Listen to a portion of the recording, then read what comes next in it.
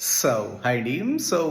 So కొత్త medical కాలేజ్‌లో join అవ్వాలా? లేకపోతే ఓల్డ్ మెడికల్ కాలేజ్‌లో జాయిన్ అవ్వాలా? So, old medical college versus new medical college. So, చాలామంది చెప్తాను సార్ రష్యాలో వచ్చేసరికి ఏంటంటే, సార్ పాపులేషన్ వైస్ మనకు బడ్జెట్ ఉంటుందండి. సో, ఉలియానస్కో, మోల్డోవా ఇలాంటి తక్కువ పాపులేషన్ కాబట్టి తక్కువ బడ్జెట్ ఉండాలండి.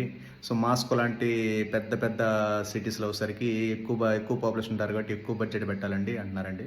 అది 100% రాంగ్ అండి. మాస్కోలోనే మీకు 4,00,000కి పర్ ఇయర్ మెడికల్ కాలేజెస్ ఉన్నాయి. 10,00,000కి పర్ ఇయర్ మెడికల్ కాలేజెస్ ఉన్నాయి. సో, మెడికల్ కాలేజెస్ అనేవి వాటి స్టాండర్డ్స్‌ని బట్టి, క్వాలిటీ ఆఫ్ ఎడ్యుకేషన్‌ని బట్టి, అక్కడ ఉన్న ప్రొఫెసర్స్‌ని బట్టి, అక్కడ కాస్ట్ ఆఫ్ ఇవన్నీ ఫ్యాక్టర్స్ అన్నీ. ఎందుకంటే మీకు బడ్జెట్ అనేది sir totally based especially international స్టూడెంట్స్‌కి క్వాలిటీ ఆఫ్ ఎడ్యుకేషన్ స్టాండర్డ్స్ మీద డిపెండెంట్ ఉందండి.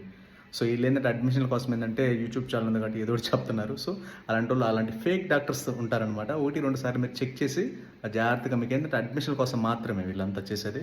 సో, కాబట్టి మీ కెరియర్ ఇలాగ అంత అవసరం లేదు. జస్ట్ అడ్మిషన్ అయితే చాలు. That's it. 1, 2 సార్లు